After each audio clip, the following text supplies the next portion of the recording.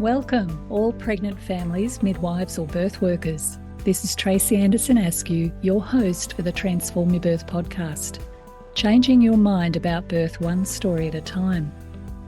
Each week we will be exploring a birth story through the lens of what birth can teach us. I'll be digging deep into each story so you can learn what it is that can change the way a birth unfolds. We can't control birth, but we can influence it. So listen in to find out how. Enjoy. Emma goes briefly into her first two births when she was younger and feeling good through her pregnancies. With baby number 3, she experienced a lot of pain and discomfort and chose to induce her labour. It was a short labour and resulted in a water birth. Her placenta needed help to be removed. Emma is very pragmatic about women's ability to birth, and she reminds us all how powerful women are, and we can give birth, even when we think we can't. Enjoy Emma's stories. Before we begin, a note from our sponsor. This episode has been brought to you by Transform Parenting, an organisation that provides courses, coaching and community from pregnancy through to the first 7 years of a child's life. Most of the stories you will hear through this podcast are graduates of the Transform Your Birth workshop held in Canberra. Our Transform Your Birth Today course is now available to anyone, anywhere, at any time, and includes all the wonderful wisdom of this course and live weekly catch-ups when you need it with our host, Tracy. For a little taste, please accept our pregnancy gift offer, which contains free the first few lessons and some essential wisdom for pregnancy. The link can be found in these show notes or visit transformyourbirth.com.au. And now for the episode. Hello everyone, welcome again to this week. We have Emma. Emma has had 3 babies and she's here to talk about her third pregnancy and birth. But like all good stories, every birth leads to the following birth. So, Em, do you want to just talk briefly about your pregnancy and birth with your first 2 and what they taught you coming into baby number 3? Well, I guess they taught me that I would be fine to do it. I think I even felt that before the first one, like just that people have always given birth and that's okay. And people in countries all over the world give birth and I'll be all right. A lot of people were, I think, surprised that I was okay going into each birth. Yeah. But I think going into the third one, there were lots of different circumstances for me in my own personal life. So I didn't feel quite as confident. And so it was good to do, especially booked into your course because I wasn't as confident leading into it for the reasons. So it's always interesting to me when women are pregnant and they do feel confident and there is this sense, well, women have always done it. And are you aware of where that's come from? Like, where did that initial belief system come from? I think probably my mum, just because she had 3 children and 3 births that were like, they were, they got easier each time and they weren't too difficult and, I think her relaxed about birth. Yeah, it's always interesting because the impact that our mothers, sisters, aunties, grandmothers can have on our belief systems around birth can be quite profound because we pick up these messages right from when we're very, very little, and that can make a big impact. So just talk briefly about what happened with baby number 1 and then baby number 2, and then we'll focus really strongly on baby number 3. Okay. Baby number 1 was my daughter, and it was a water birth. And I had my mum and a friend of mine in the room with me. I didn't have a partner at the time. So, I just felt supported by those women that I had with me and confident, I guess, that whatever happened, I would make it through, I guess. Yep.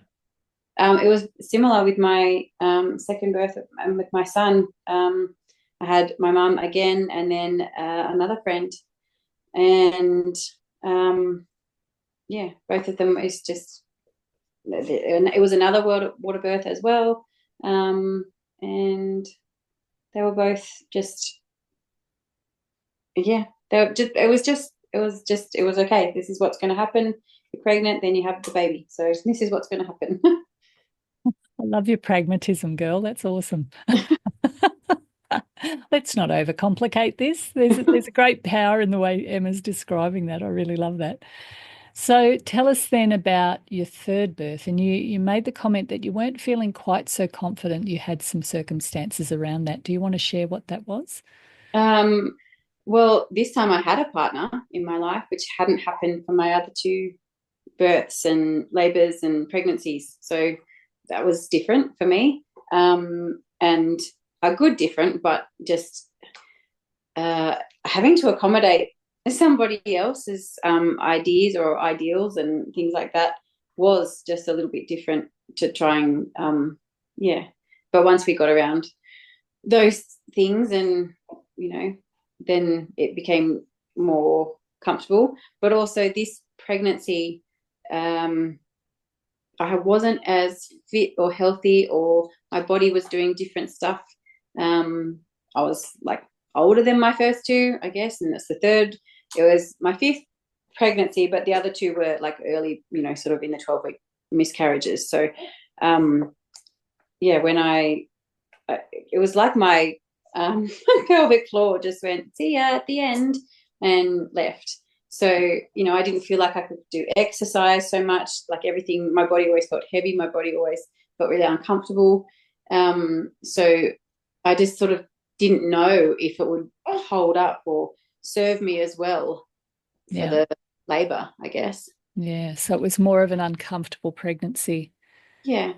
And you felt like that had a bit of an impact on your mental confidence and emotional confidence? Yeah, I was just wondering at the end, like, will I be able to do it? Like, Mm. like my body, I knew that it was healthy and well, the other two, and I just knew that I could do it. Whereas this time I thought, I don't know if I can, because my body's doing different things and it doesn't have the same ability, and I don't feel as capable and I don't feel as confident. So, Yeah. yeah.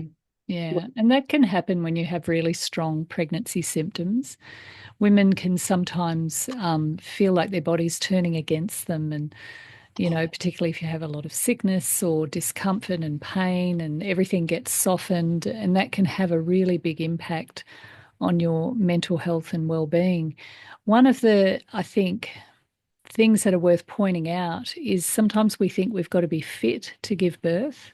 Mm. And certainly, if your muscles are well toned and you've been exercising prior to being pregnant and all of that, yes, that can make a big difference on your comfort. But when it comes to giving birth, you actually don't need to be fit. You need to be relaxed. I would say to people in my class, coma woman's not fit. We talk about coma woman, and what I mean by coma woman is that women in comas can give birth. In other words, birth is not something you need to make happen. You simply allow it to happen. Yeah. And that's why even the pushing is a reflex in the vagina that will expel that baby, which is, I think, fascinating to think about. But the idea that, I've got to be fit and I'll lose puff and I won't be able to birth this baby. Actually, what is required to birth is you to be deeply relaxed. That's the greatest ingredient you can bring to your birth experience. Yeah. And I think not even like the exercise side of things, but like I didn't feel relaxed in just me in general because of all those things. So even if I wasn't doing the exercise and like I wasn't eating heaps of junk food and I wasn't sick and that kind of thing, I just didn't have the confidence in like not even the athletic side of my body, but just the side of my body, like the pelvic floor, and just I don't know, just parts of my body just didn't feel like what if I can't do this or that? So yeah. And that can have a big impact on your mental confidence. So mental you health. came and did the course, Em. Tell us about how that impacted your preparation and also that of your partner. Yeah, well, it was interesting to have him there because he has two children already, and he hadn't done any courses like that.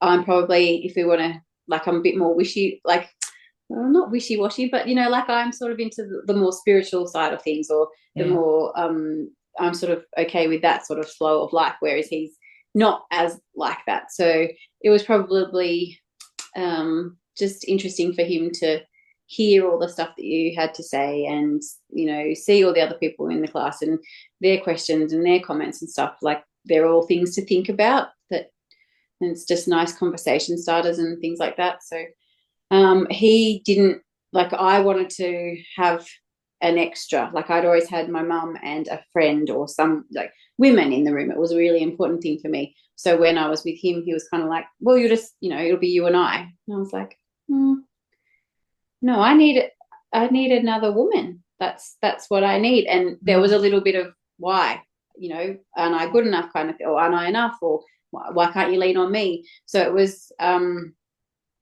it was good for him to feel like, to get from the course that, he could do it, and that he didn't necessarily need to be, or that he could be, the support for me. But also, we talked a fair bit more after the course, and he realized that it was me going through all the things that I was going through, and this person wasn't going to overstep any marks or, push him out. It was just someone who was going to be an extra level of my support. heart. Yeah. And so he was happy for another person to be in the room after that. Yeah, he did get on with it, and he was fine. And it was actually good because, like, after my daughter was born, they couldn't get the placenta out, and I had to be taken to surgery. Yeah. And no one was allowed to come with me, but he was in the room and my friend was with him. So they kind of, were there for each other, I guess. And it can be helpful to have another level of support, like a doula or a student midwife or a friend. Anytime you invite someone into the labour room, it's really important that they're nice and clean around birth. If they've got their own issues around birth, it can be very triggering. So you want to be very mindful of who you invite into the labour room. So tell us, Em, how did it unfold for you? How did this particular birth unfold? Well, I did feel like all the mental weaknesses in myself right towards the end. Because my pelvic floor was just so weak, I was like, is that my waters breaking, or is that just my bladder being useless?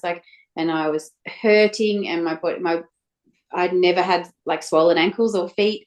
I got them right at the end, and I was like, oh, I'm just falling apart. Oh. So we ended up going in, it was an induction of sorts, like a syntocinon, I think it was. So they did that, and they just sort of said what will happen is, like, it'll bring on your waters breaking, and if it doesn't, then we have to proceed, whatever. But they did. I'd never experienced my waters break in the way that they did, because, like, they said, like when I Googled it, it said it'll do like a pop, and then like your waters will break. And I was like, oh, never had anything like that before, so I'm not really sure what to expect. And then when I was in the hospital bed about 5 a.m., there was this pop in my tummy, like exactly like that. And I went, oh, I wonder if that's what it is. And I was walking to the toilets, and then there was just all this liquid. I'm like, oh, it is.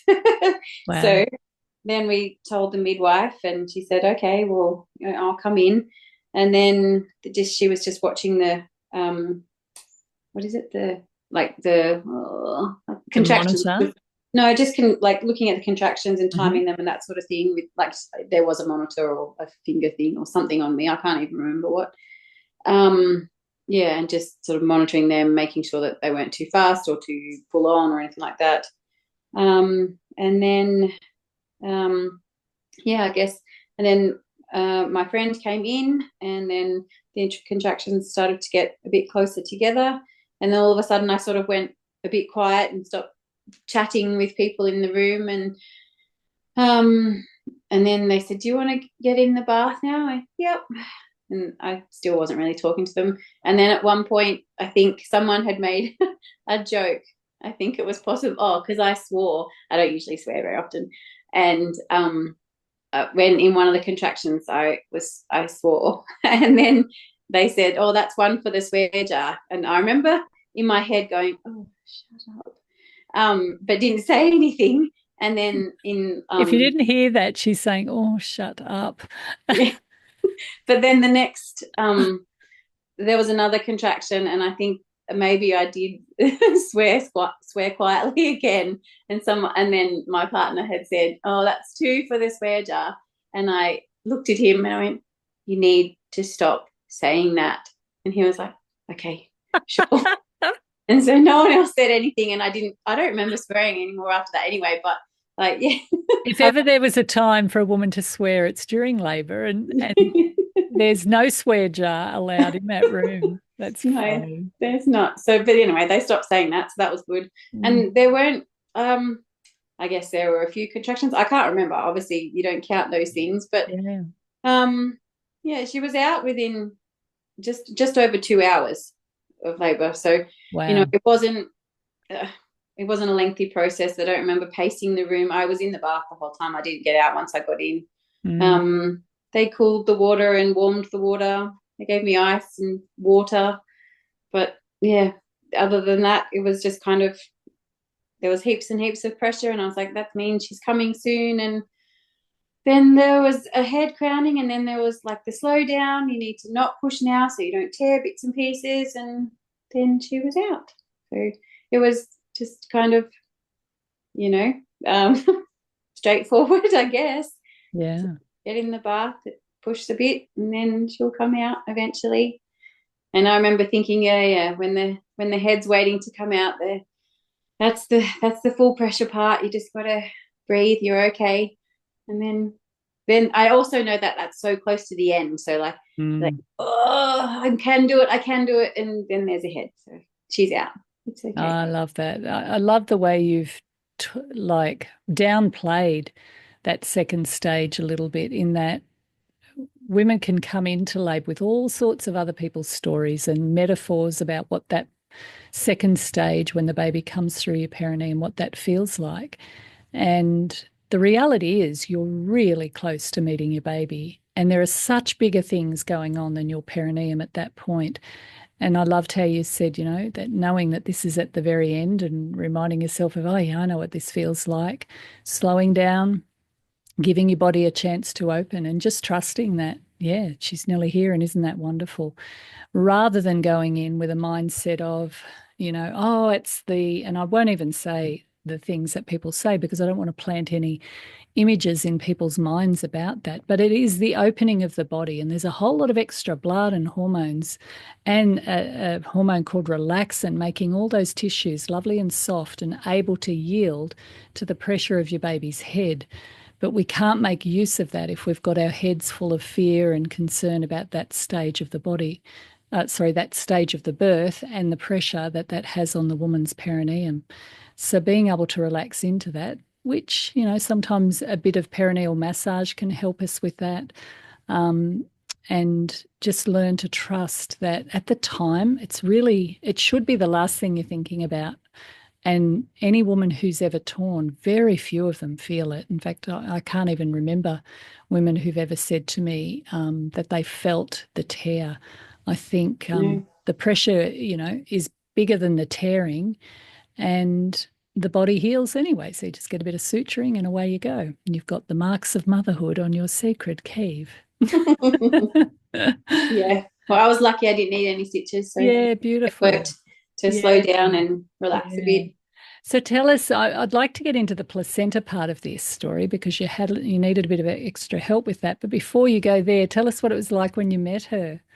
Well, we didn't know if she was going to be a boy or a girl. So it was exciting. She came out from the water and they put her onto my chest. Yeah. And then the midwife said to my partner, do you want to check the sex? So they lifted her up, and then my partner will be embarrassed if he ever listens to this. But I know this story. It happens. What did he say? What did he? Yeah, well, get confused. The midwife looked and she said, "You got it?" And he said, "Yeah." And then he said, "Honey, we've got a little boy." And I was thinking to myself, I really didn't expect that. And I was like, I hope my face isn't looking like, why have we got a boy? Because I wasn't expecting that. I thought it was going to be a girl. Yeah. And then the midwife said, "What?" And then looked at him and she goes, "What?" And she picked up our baby again and went, and he goes, oh no, I don't know what I saw, a cord or something, girl. And I was like, okay. What I thought. So the labia can be very full Well, that's what he said. He goes, with it a was like, baby. it was kind of bulgy or the cord or something. I Yeah, don't know what yeah. I thought. It's not the first time I've heard that story of Good. He'll be partners looking at it and miscalculating what it actually is. I think that's funny. yeah. You think So, you're going to know and then you get it wrong. Hilarious. Oh, that's lovely. yeah. And oh, yeah. And like towards the end of your labor, I know you did get a little bit wobbly, and we had a couple of little chats about that, didn't we? And just to get you back on track and believing in yourself again. And obviously things went beautifully. Now, your placenta got a bit stuck. Tell us about that. Well, I don't really know much about it other than like Mm. they sort of took me out of the bath and I went over to the bed and then the midwife was sort of pushing around in my tummy, just going, well, all right, so, how are you feeling? And you might want to get this, sorry, might want to get this placenta out. Okay. And then she was sort of trying to like help it. So I don't know, she must have decided already that there was a bit of blood loss and she needed to do something without telling me those things. She probably just knew. And so that's why she was probably trying to, let's get this going so that, we can look after you. And nothing was happening and it was just getting more and more painful in my stomach.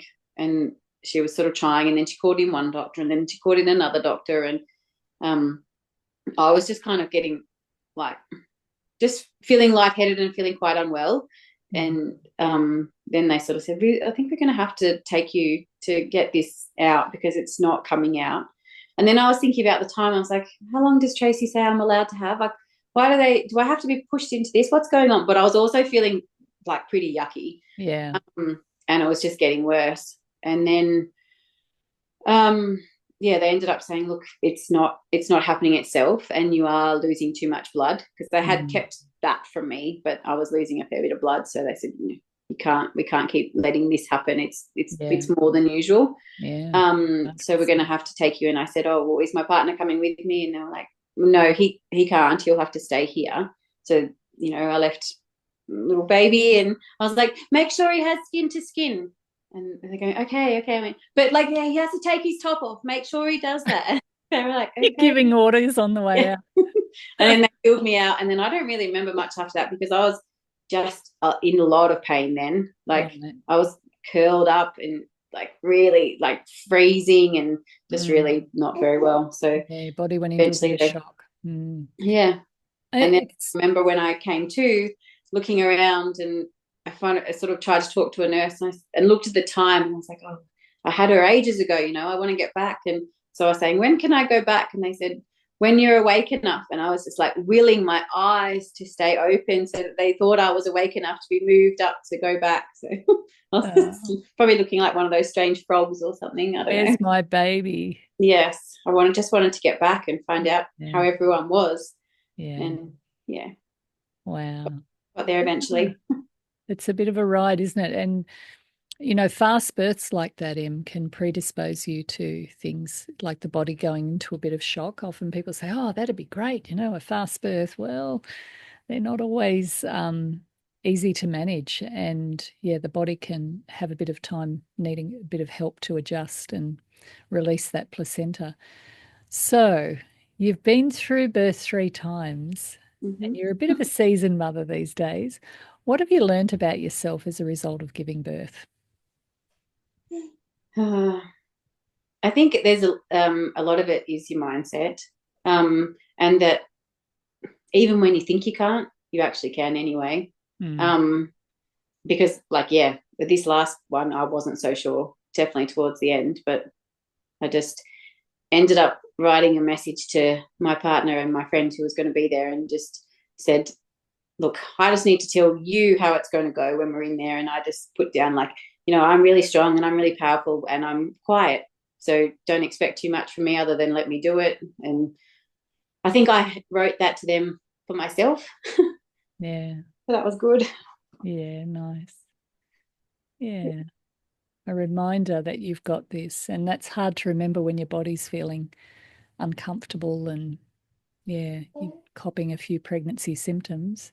Yeah. How's your recovery been, Em? Good, I guess. I was, I think because this is not my first, so everyone just sort of expected all sorts of things. I had to have an iron transfusion the next day before I could actually walk properly because I was so weak. But I had the iron transfusion, left the hospital, and went to my kids' end of year school concert. So, there's just, you have to kind of keep going. And people were saying, I can't believe you're here. And I went, yeah, I'm not really. Yeah, I don't know that I am here. There was a bit of pressure to be here, but anyway, we're here. So I don't know, we just kind of got on with it. She's number 5 in the amount of children in this household. So it's just been off we go. But I have liked when, it went into school holidays, and as much as people have been around, they've also been doing not much, and I haven't had to do school lunches, which they're my favorite thing in the world. So I've been very glad not to do them and to just be chilled out a bit. And I guess I would like to have been making myself take a bit more time to myself, because we'd only just moved house when we had her as well. So it was kind of like, oh, well, my partner was off, and he's like, what can we get through today? I'm like, just feeding, just feeding and cuddling. Can we do that just one day? It's a lot. You've got a lot on your plate. I think Emma's a classic example of the hardiness and the strength that we as women have to have multiple children. We just keep getting stronger, and our capability keeps expanding. And I think Em's story is a classic example of pragmatism and just accepting things for what they are, even when her body was really, really uncomfortable and she had to come to terms with, giving birth not feeling as great as she had in the past. There was still an incredible level of, confidence sitting underneath that for her to be able to get through this, and also to ask for what she needed with each birth, particularly this time with her new partner.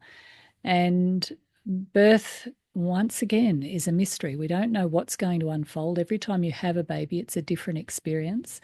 And you can have a straightforward birth and then need a bit of extra help with a placenta or all of these things. But I think the message that's loud and clear in Em is you can do this. Even when you don't think you can do it, you can do it. And the beautiful thing about it is you can't get off the bus. So you have to actually push through and discover what you're made of. And we are so much more than what we think. So a big thank you to Emma and her lovely stories. And for those listening, we'll see you again in next time we come on, which is a bit uncertain sometimes in terms of when we get these out. But I hope you're enjoying the stories, and thanks for listening. We hope you enjoyed this episode. Please subscribe and share this podcast. This episode has been brought to you by Transform Parenting, an organisation that provides courses, coaching and community from pregnancy through to the first 7 years of a child's life. It is a place where you can learn, get support and grow into your role as a parent. Why not take advantage of a special gift for all pregnant women at transformyourbirth.com.au. Or if you have children, we have a gift for parents also.